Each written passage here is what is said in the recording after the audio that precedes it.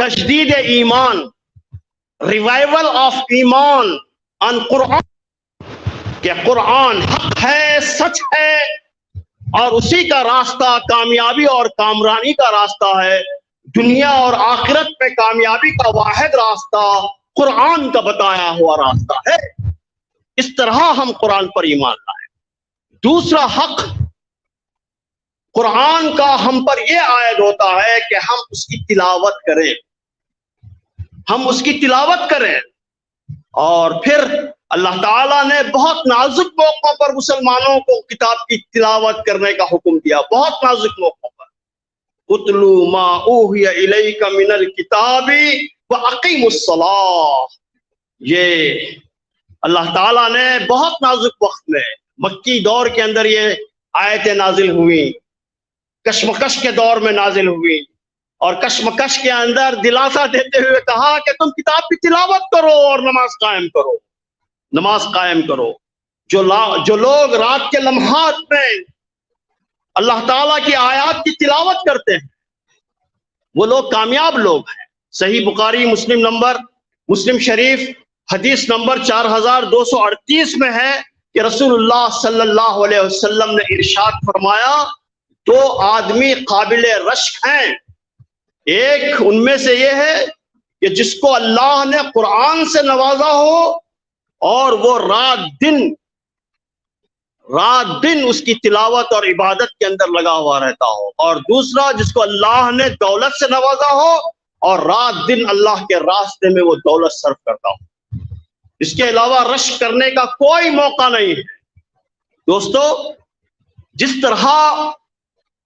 جس طرح لوہے کو زنگ لگ جاتا ہے، لوہے کو زنگ لگ جاتا ہے، اسی طرح دلوں کو بھی زنگ لگ جاتا ہے۔ اور دلوں کے زنگ کو دور کرنے کی چیز کیا ہے؟ اللہ کے نبی صلی اللہ علیہ وسلم نے بتایا کہ عن ابن عمر رضی اللہ تعالی عنہ قال رسول اللہ صلی اللہ علیہ وسلم ان هذه القلوب تصدع كما يصدع الحديد اذا اصابه الماء، جس طرح پانی لگنے سے لوہے کو زنگ آ جاتا ہے اسی طرح دل کو بھی زنگ لگ جاتا ہے۔ قیل یا رسول اللہ، یا رسول اللہ صلی اللہ علیہ وسلم کیا کریں؟ وما جلوہا، آپ بتائیں کہ یہ زنگ کیسے دور ہو، دلوں کا زنگ کیسے دور ہو؟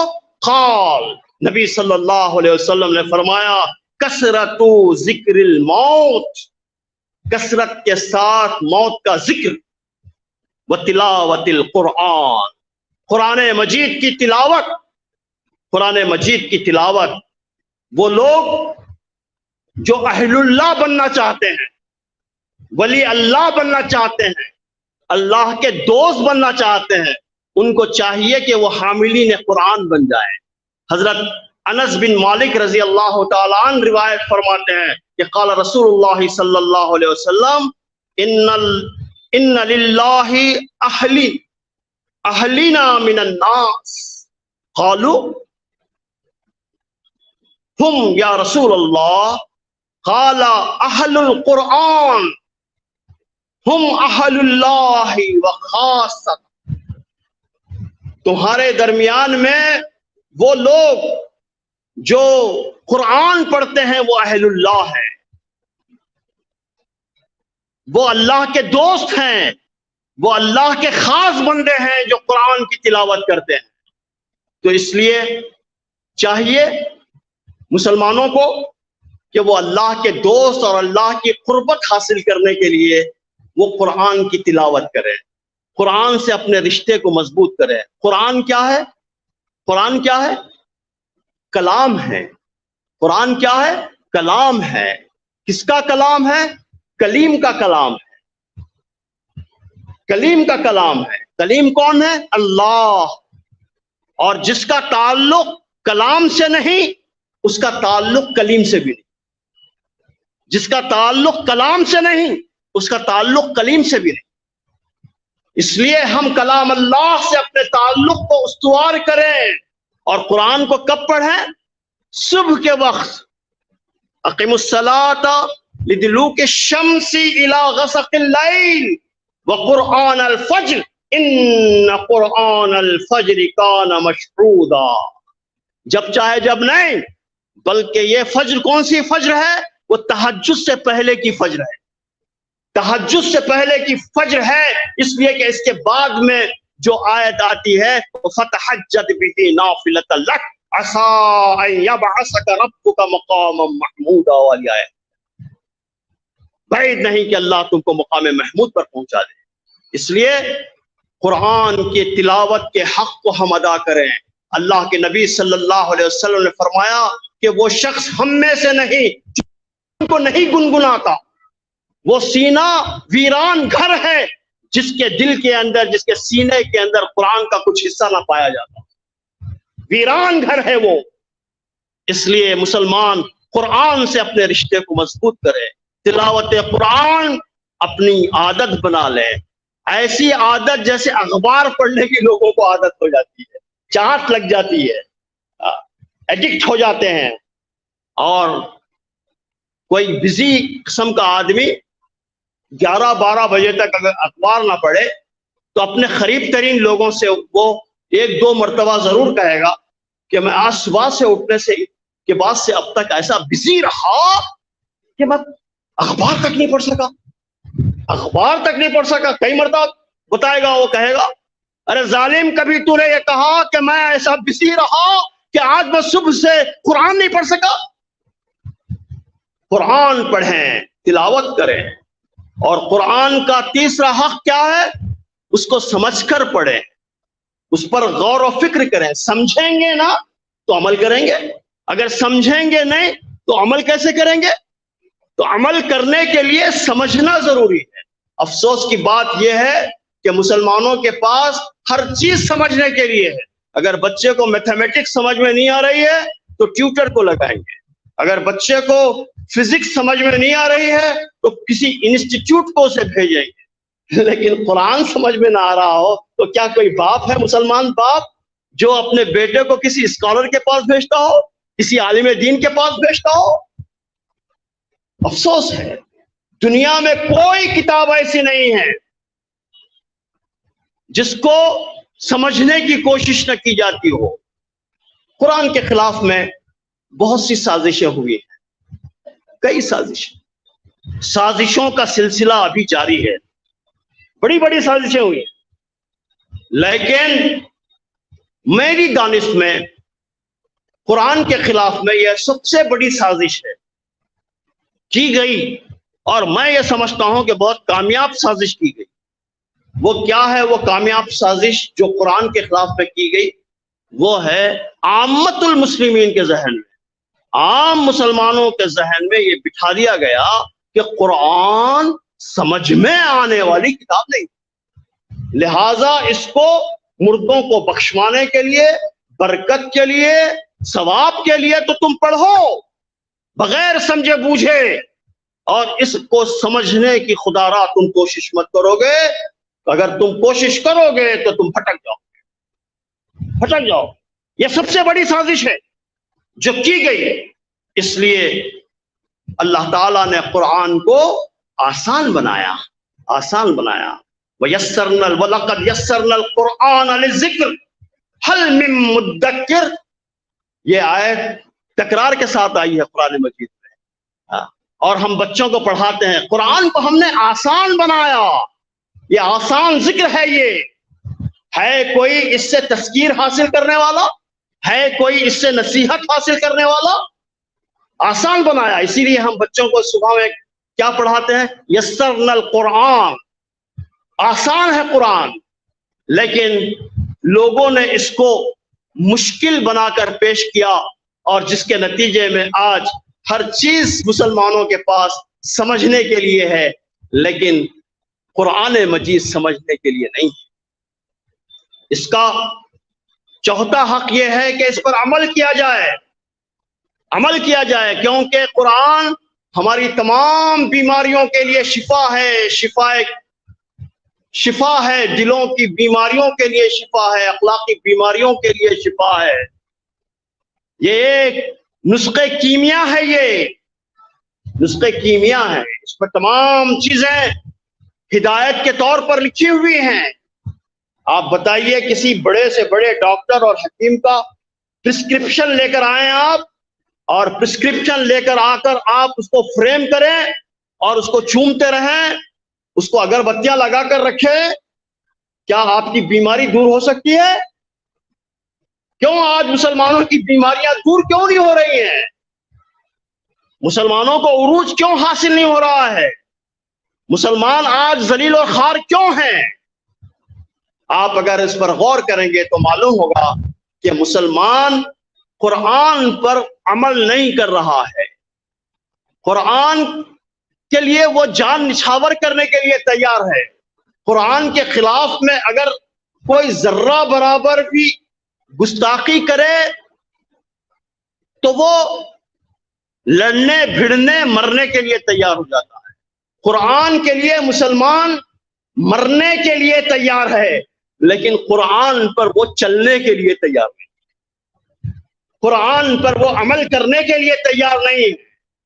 یہ قرآن عمل کرنے کے لیے آیا، اور آج جو ہماری ذلت ہے، مسکنت ہے، باؤ بغضب من اللہ ہے، آج ہم جو بے وزن ہو گئے ہیں، بے وقت ہو گئے ہیں، بے عزت ہو گئے ہیں، آج سیاسی اور سماجی جو ہماری بے وزنی اور بے وقتی پائی جاتی ہے، اس کی اہم ترین وجہ قرآن سے ہماری دوری ہے۔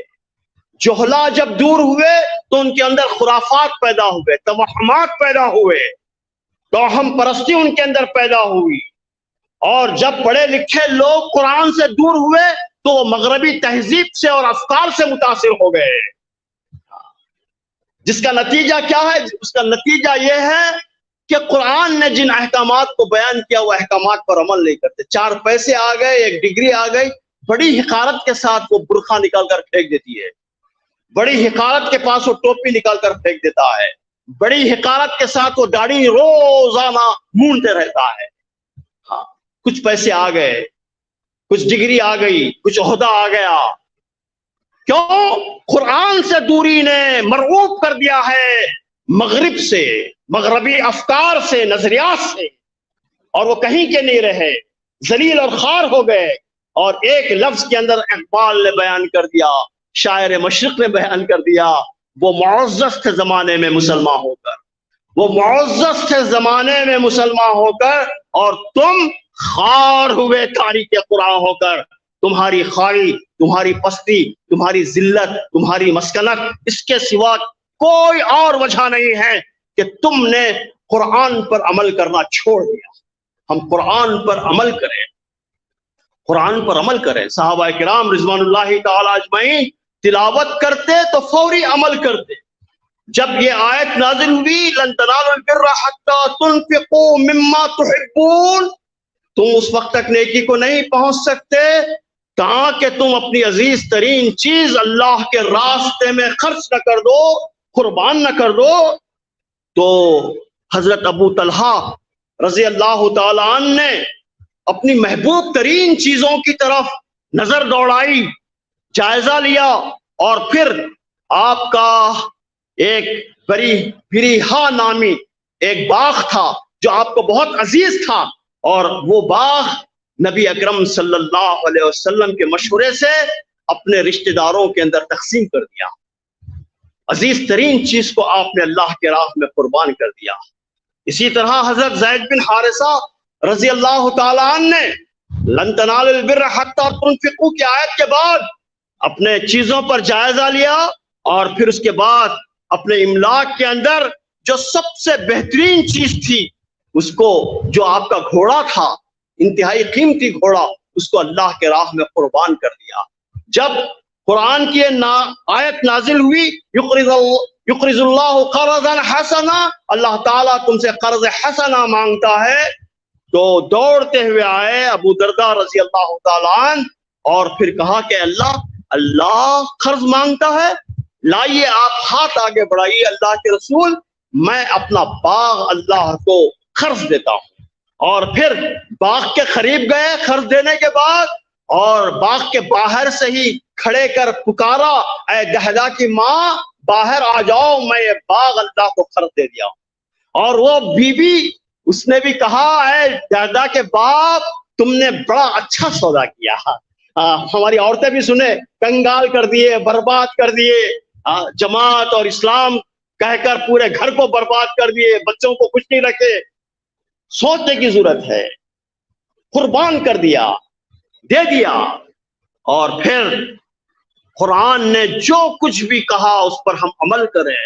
قرآن نے کہا کہ لین دین آپس میں ہو تو لکھ لیا کرو، دوستی وغیرہ رشتہ داری کوئی چیز نہ دیکھو، لکھ لیا کرو اس کو۔ اور میرا خیال ہے قرآن مجید میں سب سے بڑی آیت کیا ہوں صاحب؟ قرآن کی سب سے بڑی آیت لین دین کی آیت ہے۔ لین دین اگر ہو تو لکھ لیا کرو۔ کیا مسلمان لکھ رہا ہے؟ قرآن نے کہا کہ سود کے قریب نہ جاؤ، سود حرام ہے۔ فَآذَنُوا بِحَرْبٍ مِّنَ اللَّهِ وَرَسُولِهِ۔ سود کیا ہے؟ اللہ اور اس کے رسول کے خلاف میں اعلان جنگ ہے، اعلان جنگ ہے۔ کیا مسلمان سود سے باز ہے؟ سود کی نئی نئی شکلیں وہ نکال رہا ہے، کبھی وہ بونس کہتا ہے، کبھی پروفٹ کہتا ہے، کبھی کمیشن کہتا ہے، اور اس کو کھانے کی کوشش کرتا ہے۔ کتنے ہی لوگوں کی زندگیاں میں جانتا ہوں ان لوگوں کو جو فکسڈ ڈپازٹ کر کر وہ سود سے اپنی زندگی بسر کر رہے ہیں۔ میرے ایک دوست ابھی حال میں انتقال ہوا ان کا، ایس بی آئی کے another state bank of India کے مینیجر تھے، چیف مینیجر تھے۔ وہ بتا رہے تھے کہ وہ مسلمان محلے میں تھے، حسینی عالم میں، وہاں کے برانچ پہ تھے۔ بڑی بڑی گاڑیاں والے آ کر یہ لڑتے تھے ان سے کہ فلاں بینک کے اندر شرح سود اتنا زیادہ ہے، ریٹ آف انٹرسٹ اتنا زیادہ ہے، تم اتنا ریٹ آف انٹرسٹ کم کیسے دے رہے ہو؟ حیدرآباد میں چار مینار بینک بینکرپٹ ہو گیا، اور آپ کو معلوم ہے اس میں سب مسلمانوں کا انویسٹمنٹ تھا، اور وہ ڈوب گیا۔ اور مسلمانوں نے کیوں رکھا اس بینک کے اندر پیسہ؟ اس لیے کہ اس بینک نے اعلان کیا تھا کہ ہم سب سے زیادہ ریٹ آف انٹرسٹ ہم دیں گے، شرح سود ہم دیں گے۔ جب جس قوم کے لیے یہ کہا گیا ہو کہ اللہ اور اس کے رسول کے خلاف میں اعلان جنگ ہے اور مسلمان سود کھاتا ہو، اللہ کی رحمت کیسے نازل ہوگی؟ اللہ کی نصرت کیسے آئے گی؟ دوستو، اسی طرح قرآن نے کہا کہ زنا کے قریب بھی نہ جاؤ، غض بصر سے کام لو۔ کیا واقعی ہم غض بصر سے کام لے رہے ہیں؟ غض بصر اپنی نگاہوں کو گاڑ دو، جھکا لو۔ عورتوں کے لیے بھی ہے یہ، مردوں کے لیے بھی ہے یہ۔ کیا ہمارے معاشرے کے اندر ہم غض بصر سے کام لے رہے ہیں؟ ارے چار پیسے آ گئے۔ میں ڈاکٹر اسرار احمد صاحب کا ایک لیکچر میں سن رہا تھا، انہوں نے کہا کہ جب میں پریکٹس کرتا تھا، پریکٹس کرنے کے زمانے میں چند لڑکیاں میرے پاس آیا کرتی تھی علاج کے لیے، کبھی برقعے میں آتی ہو، کبھی بغیر برقعے کے آتی۔ میں نے پوچھا ان سے یہ کیا معاملہ ہے تمہارا؟ کبھی تم پردے میں آتی ہو برقعے میں اور کبھی بغیر برقعے کے آ جاتی ہو۔ تو ان لڑکیوں نے کہا کہ ڈاکٹر صاحب جب ہم کو میک اپ کرنے کا وقت نہیں ملتا ہے اور اچھے کپڑے نہیں رہتے ہیں تو ایسے وقت میں ہم برقعہ پہن لیتی، اور جب ہم کو میک اپ کرنے کا اور اچھے کپڑے پہننے کا ٹائم مل جاتا ہے تو ہم بغیر پردے کے آ جاتے۔ یہ ہے، یہ اگر ہونے کے بعد آپ بتائیے اللہ کی رحمت کیسے آئے گی اس قوم پر، اس بے عمل قوم پر؟ قرآن نے کہا کہ زنا کے قریب بھی نہ جاؤ، ولا تقربوا الزنا۔ زنا کے جتنے سورسز ہیں، کتنے لوگ ہیں جو آج پراؤن ویڈیوز براؤز کر رہے ہیں، سائٹس براؤز کر رہے ہیں، کتنے لوگ ہیں؟ بتایا گیا کہ سب سے زیادہ تعداد مسلم ممالک کے اندر پراؤن سائٹس کو براؤز کرنے والی ہے، سب سے زیادہ بڑی تعداد، جس کے اندر کھلم کھلا فحاشی ہوتی ہے۔ دوستو، ہمیں چاہیے کہ ہم قرآن پر عمل کریں اور قرآن کو بندگان خدا تک پہنچائیں، سسکتی بلکتی بھٹکتی ہوئی انسانیت تک پہنچائیں قرآن کو۔ قرآن، مسلمان اس پر ایمان ضرور رکھتے ہیں، حاملین قرآن ہیں وہ، لیکن قرآن مسلمانوں کی کتاب نہیں ہے۔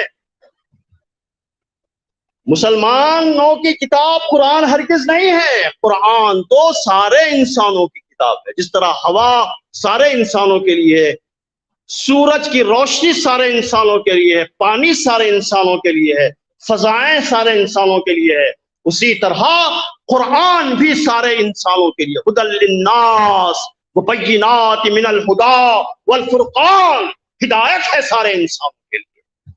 اور مسلمانوں کے اندر یہ غلط فہمی پیدا ہو گئی ہماری کتاب ہے۔ ارے آپ کی کتاب نہیں ہے، اللہ کی کتاب ہے، تمہارے پاس امانت ہے، اور یہ سارے بندوں کے لیے، اس کو پہنچانا ہم پر فرض ہے، ہم پر فرض ہے۔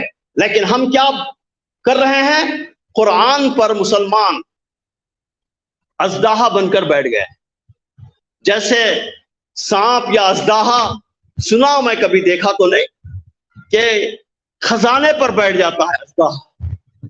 اب خزانے پر بیٹھنے کے بعد وہ کسی کو خزانے کے قریب آنے نہیں دیتا، نہ تو خود خزانے سے فائدہ اٹھاتا ہے ایک نئے پیسے کا بھی، اور نہ کسی دوسرے کو اٹھانے دیتا ہے۔ بالکل اسی طرح مسلمان قرآن پر سانپ بن کر بیٹھ گئے ہیں، نہ خود اس پر عمل کر کر کوئی فائدہ اٹھاتے ہیں، اور نہ بندگان خدا کو فائدہ اٹھانے دیتے۔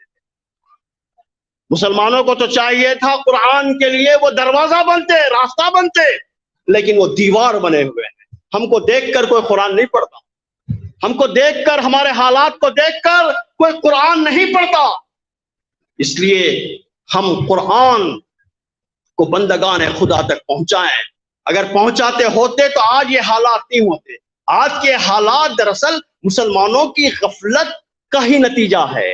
یہ مسلمانوں کی غفلت کا یہ کھیتی ہے جو کاٹ رہے ہیں آج مسلمان، جو نفرت کی شکل میں آج کاٹ رہا ہے مسلمان۔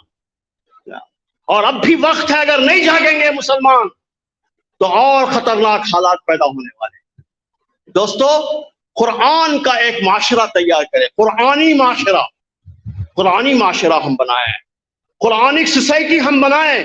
اور یہ قرآنک سوسائٹی کیسے بنتی ہے؟ ایک پروسیس میرے پاس ہے۔ وہ کیا ہے؟ عادل آباد کے سارے مسلمان ایک بہت بڑے میدان میں جمع ہو جائیں، مرد بھی، عورتیں بھی، بوڑھے بھی، پڑھے لکھے بھی، کم پڑھے لکھے بھی، نوجوان بھی، سب جمع ہو جائیں اور عہد کریں کہ ہم قرآن پر عمل کریں گے۔ قرآن کے خلاف عادل آباد کے اندر کچھ نہیں ہو سکے گا، ہم قرآن پر عمل کریں گے۔ یہ ایک جسورانہ قسم کا فیصلہ مسلمانوں نے عادل آباد کا ہوگا۔ جب ایسا فیصلہ مسلمان کریں گے تو کیسا معاشرہ تشکیل پائے گا؟ ایسا معاشرہ تشکیل پائے گا جس کے اندر سلام ہی سلام ہوگا، خیر خواہی خیر خواہی ہوگی، بچے سلام کریں گے، بڑے لوگ بچوں کے ساتھ میں شفقت کا برتاؤ کریں گے۔ کوئی شخص ایک وزن چیز لے کر جا رہا ہو، بوڑھا آدمی، تو دسیوں جوان ہاتھ آگے بڑھ کر کہیں گے کہ چچا جان، خالو حضرت، یہ وزن آپ ہم کو دے دیجئے، ہم آپ کے گھر پہنچا دیتے ہیں۔ ایسا معاشرہ قائم ہوگا، ایسا معاشرہ بنے گا جس کے اندر کوئی کرایہ دار مکاندار کو نہیں ستائے گا، مکاندار کرایہ دار کو نہیں ستائے گا۔ ایسا معاشرہ تیار ہوگا جس میں کوئی کرایہ دار مکاندار پر کوئی مقدمہ دائر نہیں کرے گا، مکاندار کرایہ دار پر مقدمہ دائر نہیں کرے گا، کوئی پڑوسی کسی دوسرے پڑوسی کے گھر کے سامنے کچرا نہیں ڈالے گا اور اس مہری نہیں نکالے گا۔ ایسا معاشرہ تیار ہوگا، ایسا معاشرہ تیار ہوگا جس کے اندر رحمت ہوگی، مودت ہوگی۔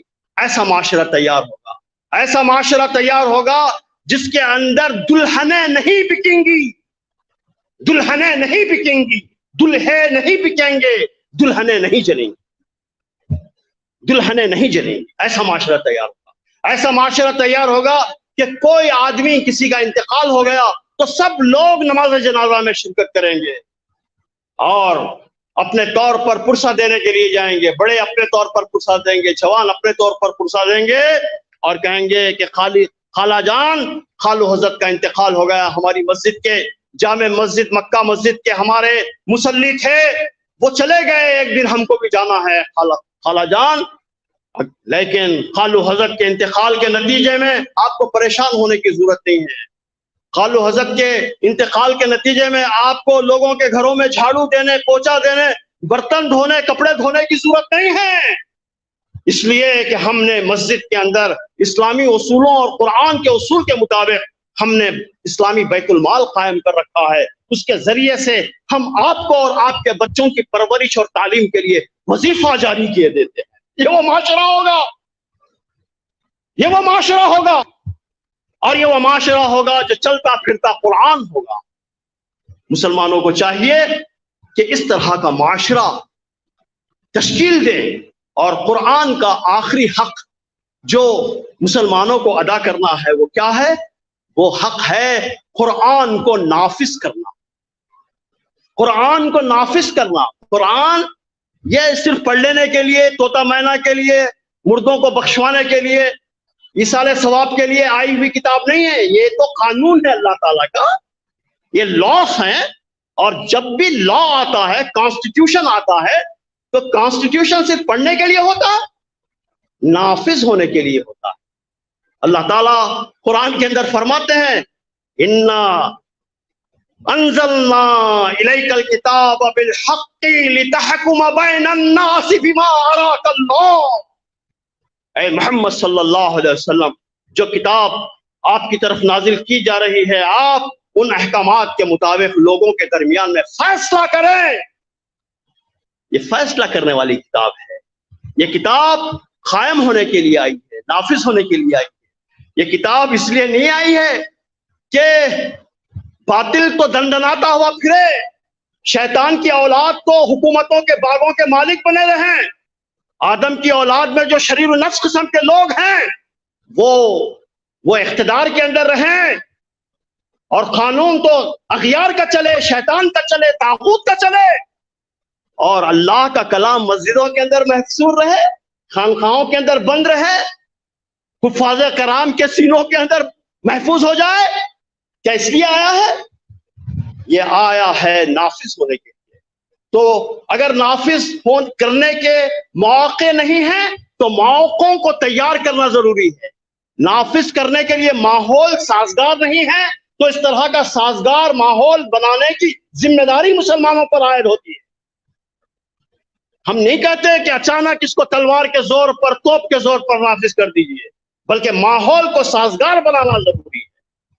تو دوستو، قرآن نافذ ہونے کے لیے آیا ہے، اور بعض لوگوں کا خیال ہے کہ ہم تو الحمدللہ بہت اچھے ہیں، نمازیں ہماری ہو رہی ہیں، مدرسے ہمارے چل رہے ہیں، اذانیں ہماری ہو رہی ہیں، ہمارے بچے قرآن پڑھ رہے ہیں، اب تو اسلام مکمل طور پر یہاں پر آزاد ہے، آزاد ہے، اب کیا ضرورت ہے ہم کو یہ تمام چیزیں کرنے کی۔